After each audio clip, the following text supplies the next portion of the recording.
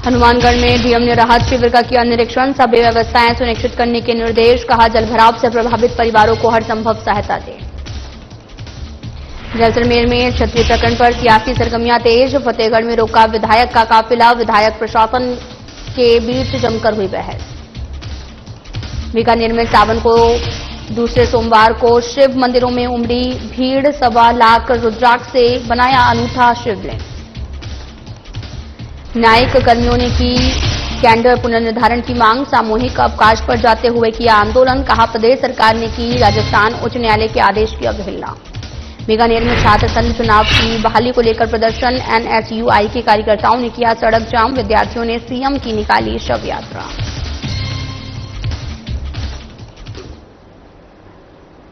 नमस्कार, मैं हूं आपके साथ अंकिता पाल। बुलेटिन की शुरुआत करते हैं। खबर हनुमानगढ़ से है, जहां जिला कलेक्टर डॉक्टर खुशहाल यादव ने रविवार को मकासर गांव के राजकीय उच्च माध्यमिक विद्यालय में बनाए गए अस्थायी राहत शिविर का दौरा कर व्यवस्थाओं का जायजा लिया है। उन्होंने कहा कि प्रशासन के लिए लोगों का जीवन सर्वोच्च प्राथमिकता है। अतिवृष्टि के चलते जलभराव से प्रभावित परिवारों को जब तक आवश्यकता हो राहत शिविर में ठहरने की पुख्ता व्यवस्थाएं सुनिश्चित की जाएं। निरीक्षण के दौरान डॉक्टर यादव ने राहत शिविर में ठहरे परिवारों से बातचीत कर उनकी समस्याएं जानी। उन्होंने चिकित्सक सुविधाओं, स्वच्छ पेयजल, भोजन और साथ ही साफ सफाई की स्थिति की भी जानकारी ली और साथ ही अधिकारियों को राहत शिविर में सभी व्यवस्थाएं बेहतर बनाए रखने के निर्देश दिए हैं। इसके साथ ही जलभराव से प्रभावित घरों का सर्वे कर सहायता राशि के प्रस्ताव शीघ्र करने के भी लिए कहा है और जिला कलेक्टर ने प्रभावित परिवारों को आश्वस्त करते हुए कहा कि प्रशासन हर परिस्थिति में उनके साथ है। साथ ही जलभराव की समस्या के समाधान और पानी निकासी के हर संभव प्रयास किए जा रहे हैं।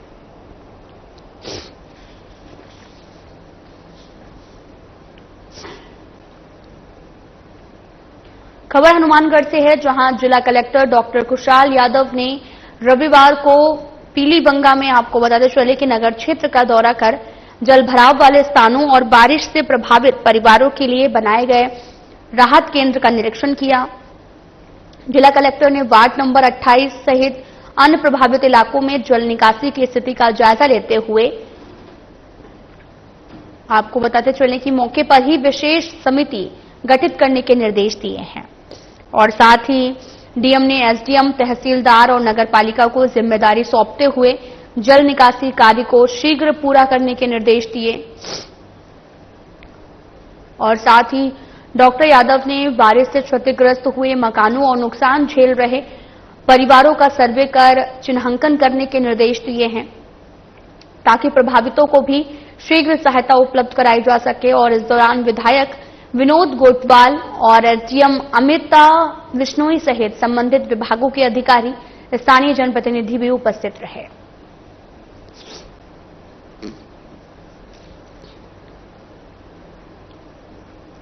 कलेक्टर ने राहत केंद्र का निरीक्षण किया है, जल निकासी की स्थिति का भी जायजा लिया है। विधायक विनोद गोटवाल मौके पर मौजूद रहे। डॉक्टर यादव ने बारिश से क्षतिग्रस्त हुए मकानों, नुकसान झेल रहे परिवारों का सर्वे कर चिन्हांकन करने के निर्देश दिए हैं ताकि प्रभावितों को शीघ्र सहायता उपलब्ध की जा सके।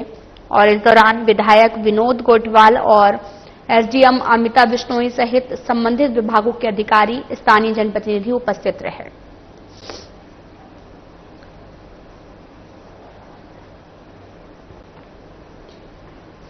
जैसलमेर के बासनपीर में आपको बताते चले कि गत दिनों हुए क्षत्रिय प्रकरण पर सियासी सरगर्मियां अब तेज हो गई हैं और साथ ही आपको ये भी बता दें कि पक्ष और विपक्ष के मध्य तलक टिप्पणियां, बयानबाजियों का दौर सतत जारी है।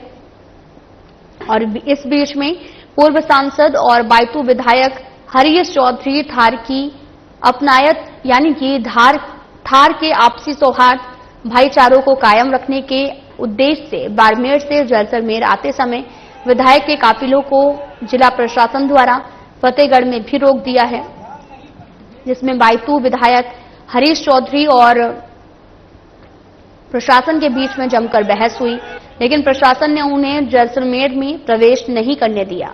दरअसल जैसलमेर बाड़मेर सांसद उमेदा राम बेनीवाल और बायतू विधायक हरीश चौधरी ने बासनपीर में रामधुन और सर्वे धर्म सभा के लिए जैसलमेर प्रशासन से परमिशन मांगी थी। हालांकि जिला प्रशासन ने परमिशन नहीं देकर वहां पर धारा 163 लागू कर दी।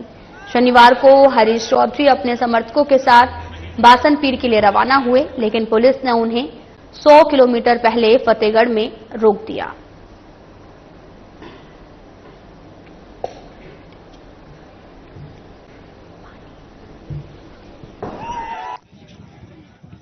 थार की अपनायत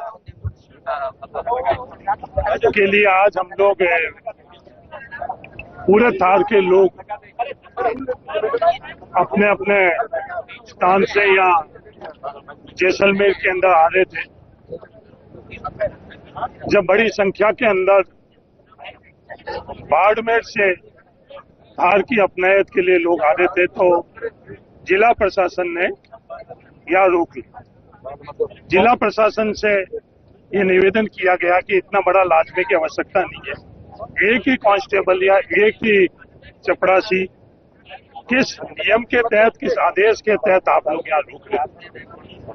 धारा जहां हम लोगों ने परमिशन मांगी थी वो बासनपीर गांव में धारा लागू है, उसके अलावा पूरे जैसलमेर में लागू नहीं। अगर जिला प्रशासन को ये लगता है कि कानून व्यवस्था, तो जिला प्रशासन के पास अधिकार था। सबसे बड़ा सवाल ये कि इस धारा का उपयोग और दुरुपयोग कब करे, ये नियमों के तहत होना चाहिए या जिला प्रशासन के अपने खुद के मन मर्जी अनुसार होना चाहिए। जब इसका उपयोग करना था, जब संवेदनशीलता दिखानी थी, इसको लागू करना था, उस वक्त इन्होंने लागू नहीं किया। जो पूरा का पूरा घटनाक्रम हुआ जिसके कारण या थार की भूमि के ऊपर गोलियां चलानी पड़ी, थार की भूमि के ऊपर पत्थरबाजी हुई, उससे पहले जिला प्रशासन को ये सब कार्रवाई करनी थी। वो होने के बाद में जिला प्रशासन को तत्कालीन जब इतनी बड़ी घटना हो गई तो ये धारा लागू करनी थी, पर जिला प्रशासन ने वह धारा लागू नहीं करी। वो नहीं लागू करके क्या संदेश देना चाहते? क्या थार की अपनायत को जिला प्रशासन बढ़ाना चाहती है कि थार की अपनायत को विराम देना चाहती है? मां, हमारे लिए थार के अंदर जो तालाब है उसकी पाल भी हम मंदिर के तौर के ऊपर, खेजड़ी और तालाब को मंदिर के तौर पर पूजते हैं। उस पाल पर जो शब्दों का इस्तेमाल किया गया, क्या यह कानूनन तौर पर सही है? क्या थार का व्यवहारिक तौर पर सही है? क्या संवैधानिक तौर पर सही है? हनुमानगढ़ जिले के पल्लू पुलिस ने मेगा हाईवे पर नाकाबंदी के दौरान 4 किलो पोस्त सहित एक आरोपी को गिरफ्तार किया है।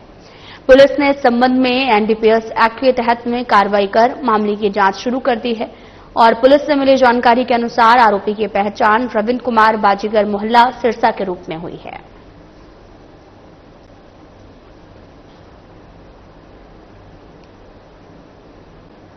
सावन के दूसरे सोमवार को शिव मंदिरों में विशेष भीड़ रही। भक्त अलग अलग वस्तुओं से पूजा अर्चना कर शिवलिंगों पर विशेष प्रकार का श्रृंगार सजाकर शिव भोले को रिझाने में लगे हैं। साथ ही बीकानेर के राम मंदिर के मुख्य द्वार के पास 21.25 फीट लंबा और 6 फीट गोलाकार 1.25 लाख रुद्राक्ष से अनूठा शिवलिंग बनाकर रुद्राभिषेक किया गया।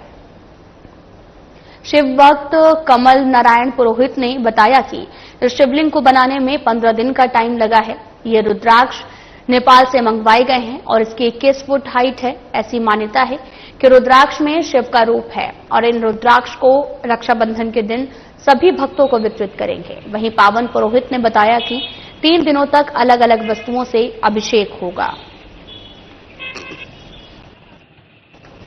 दरअसल सावन का महीना चल रहा है और इस दौरान भक्त अलग अलग वस्तुओं से पूजा अर्चना करते नजर आ रहे हैं। दरअसल शिवलिंगों पर विशेष प्रकार का श्रृंगार सजाकर शिव भोले को रिझाने में लगे हैं। बीकानेर के एक राम मंदिर के मुख्य द्वार के पास 21.25 फीट लंबा और 6 फीट गोलाकार 1.25 लाख रुद्राक्ष से अनूठा शिवलिंग बनाकर रुद्राभिषेक भी किया गया। तस्वीरें दिखा रहे हैं आपको जो कि बीकानेर से हैं, जहां पर काफी लंबा रुद्राक्ष से शिवलिंग तैयार किया गया और इसकी पूजा आराधना और साथ ही रुद्राभिषेक किया जा रहा है। साथ ही ये मान्यता है कि रुद्राक्ष नेपाल से जो मंगवाए गए हैं और इसकी 21 फुट हाइट है और ऐसी मान्यता भी है कि रुद्राक्ष में शिव का रूप है और इन रुद्राक्षों को रक्षाबंधन के दिन सभी भक्तों को वितरित करेंगे।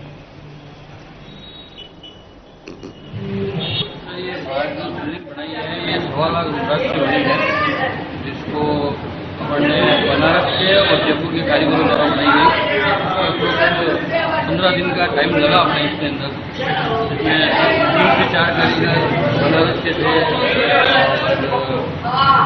करीबन 7-8 कारीगर अपने जयपुर से भी आए थे। रुद्राक्ष अपने टोटल है जो नेपाल से मंगाए हैं, बनारस काशी विश्वनाथ से मंगाया हुआ है और 21 फुट इसकी हाइट है, 1.25 लाख रुद्राक्ष इसके अंदर है। और रुद्राक्ष की मान्यता ना सर क्या है कि रुद्राक्ष अपने आप में एक शिव का रूप है। बहुत सी इसकी पूजा अर्चना तो इसका अभिषेक चल रहा है, कंटिन्यू इसका अभिषेक कर रहे हैं, हर सोमवार इसका अलग अलग तरीके से रुद्राभिषेक करा रहे हैं। और श्रावण मास पूरा होने के दिन, रक्षाबंधन के दिन सुबह 9 बजे बाद से अपन सभी रुद्राक्ष को भक्तों के अंदर वितरण करेंगे।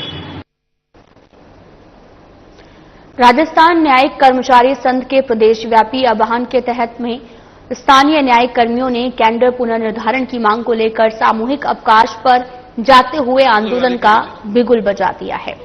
सोमवार को धरने के चौथे दिन कर्मियों ने कहा कि सामान्य संवर्ग और अशुलिपिक संवर्ग के कैडर पुनर्निर्माण की मांग पर राजस्थान उच्च न्यायालय ने जिला न्यायालय लिपिक वर्गीय संस्थान नियम के तहत संशोधित करते हुए राज्य सरकार को आदेश पारित करने के निर्देश दिए, लेकिन 2 साल का समय बीत जाने के उपरांत भी उच्च न्यायालय की पूर्ण पीठ से पारित आदेश की पालना राज्य सरकार द्वारा नहीं की गई, जो राजस्थान उच्च न्यायालय के आदेश की अवज्ञा और साथ ही अवहेलना है। इस मांग की पूर्ति के लिए संघ के प्रदेश अध्यक्ष अनिश्चितकालीन भूख हड़ताल पर बैठे होने के बाद भी राज्य सरकार द्वारा पुनर्गठन की बात कोई कार्रवाई नहीं की गई है, जिसमें न्यायिक कर्मियों में रोष व्याप्त है। इसके विरोध में स्वरूप स्थानीय एडीजे, एसीजेएम और जेएम न्यायालय के कार्मिक सामूहिक अवकाश लेकर न्यायालय परिसर में अनिश्चितकालीन धरना लगाने को मजबूर है।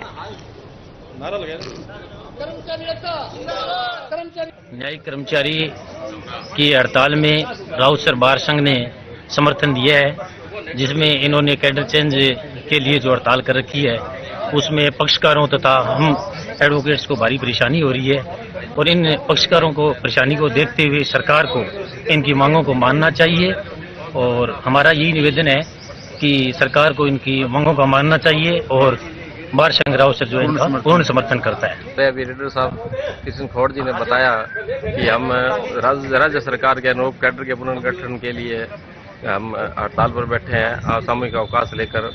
उसी प्रकार हमारे जो प्रदेश अध्यक्ष है सुरेंद्र जी नारायण जी जोशी जी, वो भी भूख हड़ताल पर बैठे हैं 18/7/25 से। और राज्य सरकार अभी तक इस बारे में कोई विचार नहीं कर रही है और जब तक राज्य सरकार हमारा कैडर पुनर्गठन का कार्य नहीं करेगी तब तक हम इसी तरह से सामूहिक अवकाश पर लगातार बने रहेंगे। और शीघ्र नहीं करती है तो इसको और भी प्रदेश स्तर पर इसकी वो हम लोग जो है सामूहिक रूप से रैलियां वगैरह निकाल कर प्रदर्शन करेंगे। जारी कर अपने कर्मचारियों के कैडर रिवाइज किए। तत्पश्चात राजस्थान हाईकोर्ट ने प्रशासन ने वर्ष 2023 में फुल बेंच में हमारा प्रपोजल बनाकर न्यायिक कर्मचारियों का राज्य सरकार को भेजा। उसके उपरांत 3 वर्ष पूर्ण होने के पश्चात भी राज्य सरकार उदासीनता बरत रही है। इसलिए हमारे को मजबूर होकर प्रदेश अध्यक्ष श्री सुरेंद्र नारायण जोशी के नेतृत्व में सामूहिक अवकाश पर आना पड़ा। खबर हनुमानगढ़ के टिब्बी क्षेत्र से है, जहां पुलिस महानिरीक्षक ओम प्रकाश, पुलिस अधीक्षक हरिशंकर हनुमानगढ़ के निर्देशन में जनेश तंवर, अतिरिक्त पुलिस अधीक्षक कर सिंह, वृत्ताधिकारी वृत्त संगारिया के निकट सुपरविजन में अवैध धंधों और मादक पदार्थों के खिलाफ कार्रवाई की है। साथ ही निरंतरता आर्म्स एक्ट और साथ ही संगठित अपराधियों कई गैंग्स के विरुद्ध विशेष अभियान ऑपरेशन ब्रिज के तहत में हंसराज लुंड्रा थानाधिकारी ने टीम के साथ में एक आरोपी को गिरफ्तार कर लिया है और पुलिस ने आरोपी के पास से एक अवैध देसी पिस्टल और 12 बोर बरामद कर लिया है और मामले की जांच शुरू कर दी है।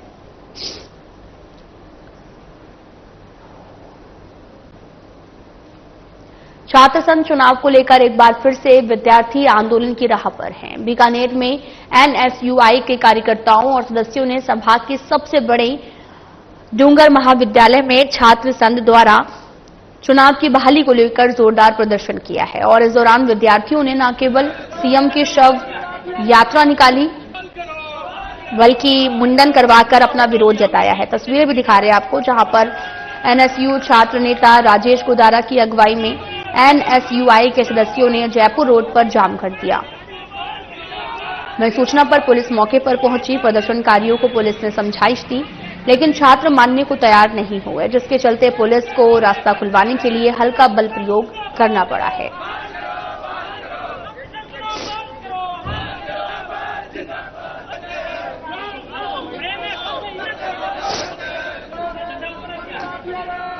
तस्वीरें दिखा रहे हैं आपको, जो कि बीकानेर से हैं, जहां पर छात्र संघ चुनाव की बहाली को लेकर ये प्रदर्शन किया गया है।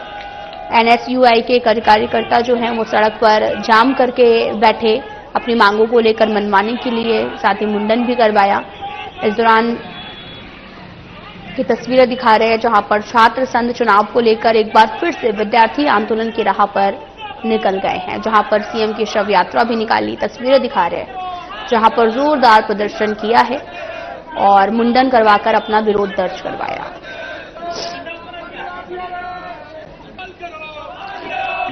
मांग यही थी कि छात्र संघ चुनाव को बहाल किया जाए, क्योंकि पिछले 2 साल से लगातार छात्र संघ चुनाव बंद पड़े हैं। जो साथी छात्र नेता कॉलेज के अंदर तैयारी कर रहे हैं छात्र संघ चुनाव लड़ने की, उसके साथ ये बजरा सरकार कुठाराघात कर रही है।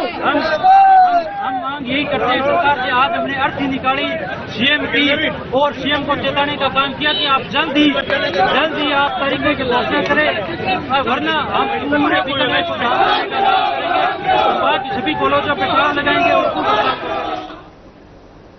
जोधपुर में देहात जिला कांग्रेस कमेटी के नवनियुक्त जिला महासचिव डॉक्टर पप्पा राम बिश्नोई जोलियाली के सर्किट हाउस में आयोजित धन्यवाद आभार समारोह में कांग्रेस जनों ने फूल मालाओं से भव्य स्वागत, अभिनंदन कर शुभकामनाएं दी। धन्यवाद समारोह को संबोधित करते हुए कांग्रेस पार्टी के लोकसभा उम्मीदवार और प्रदेश कांग्रेस महासचिव करण सिंह उचियारड़ा ने कहा कि पार्टी में निष्ठावान, ऊर्जावान कार्यकर्ता जो कि पार्टी के नींव के पत्थर हैं, उन्हें मान सम्मान के साथ योग्यता अनुसार उचित मंच और दायित्व मिलना यकीनन गौरवान्वित क्षण है।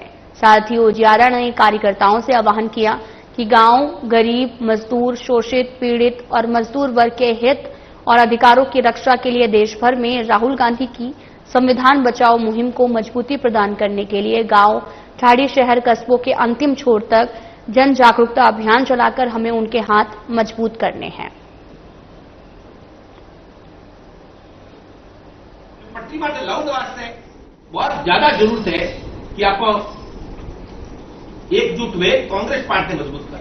वरना आज में लाओ मत लाओ थोड़ी मर्जी है, पर लोकतंत्र को जिंदा रखो, इन हमारा निवेदन है। अब एक स्मार्ट मीटर ला रही है, जहां घर में जहां जबरदस्ती लगा रही है। हम बताओ स्मार्ट मीटर कई हाल है, स्मार्ट मीटर जो एवरेज है कोई आदमी भर ही नहीं सकेगा। ये बात करे क्या मानव पत्रकार कहते हो कि एमपी साहब कह रहा है कि भगवान की बड़ी कृपा है, काल और कांग्रेस राशि एक है।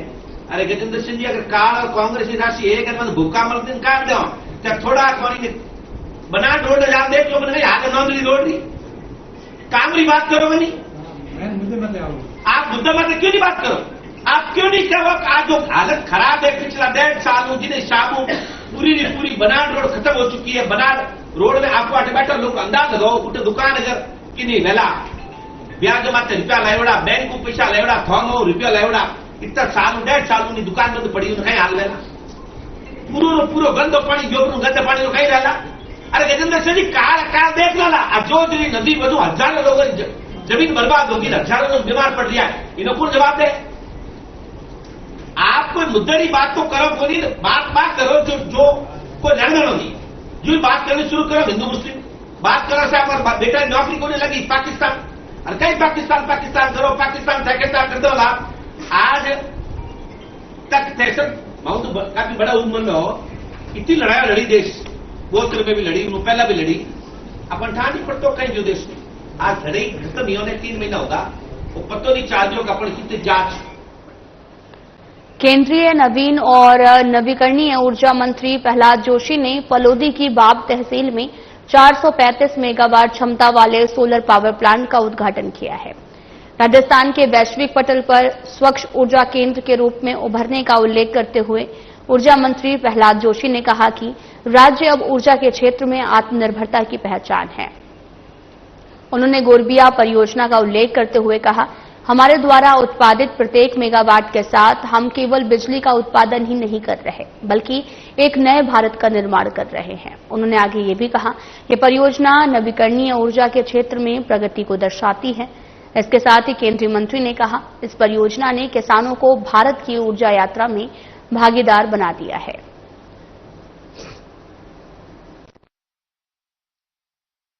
जनता पार्टी भगवान भरोसे भजनलाल और अच्छे जमाने ये सबकी एक ही राशि है, भाग्य की सबकी एक ही राशि है, कांग्रेस और काल की एक राशि है। जब भी श्याम भक्त मंडल समिति के तत्वाधान में नवल बिहारी मंदिर के समीप रथ में सवार बाबा खाटू श्याम की पूजा अर्चना के बाद अग्रवाल समाज के जिला अध्यक्ष ब्रजलाल गुप्ता ने हरी झंडी दिखाकर पदयात्रा को रवाना किया।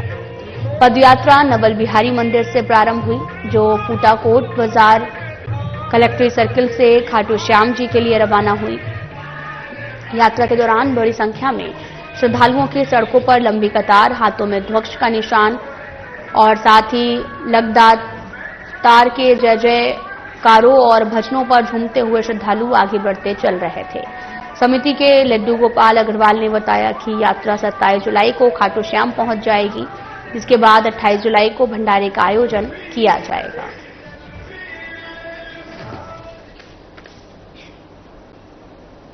भरतपुर जिले के कंजोली गांव में इन दिनों बरसात के पानी से बाढ़ जैसे हालात हो गए हैं।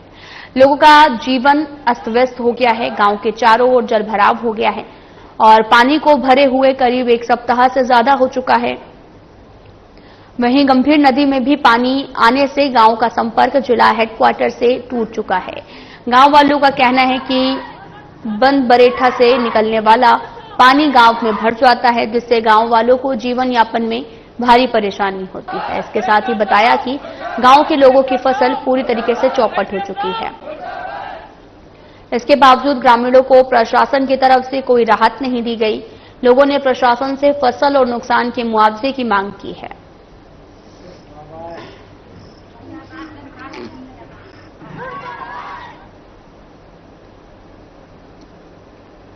भरतपुर जिले के सबसे बड़े बांध बरेठा पर पर्यटकों की हलचल तेज हो गई है।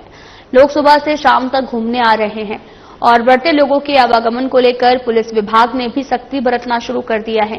पुलिस लगातार लोगों को जलभराव वाले क्षेत्रों में सेल्फी न लेने, रील्स न बनाने के लिए निर्देशित कर रही है।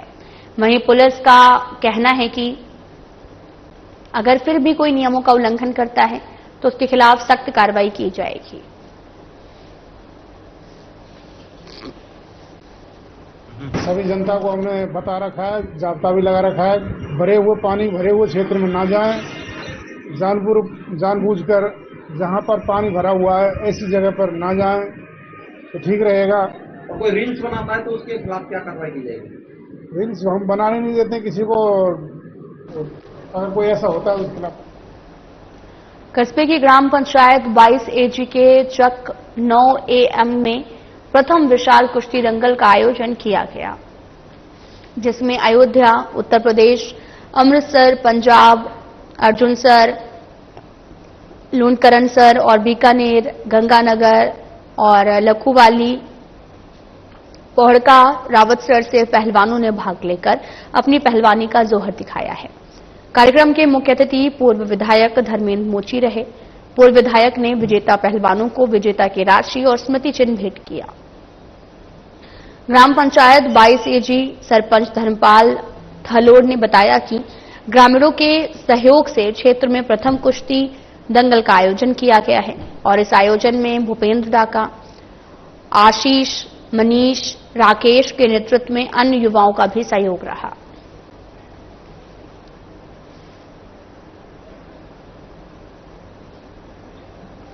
फिलहाल बुलेटिन में इतना ही। नमस्कार।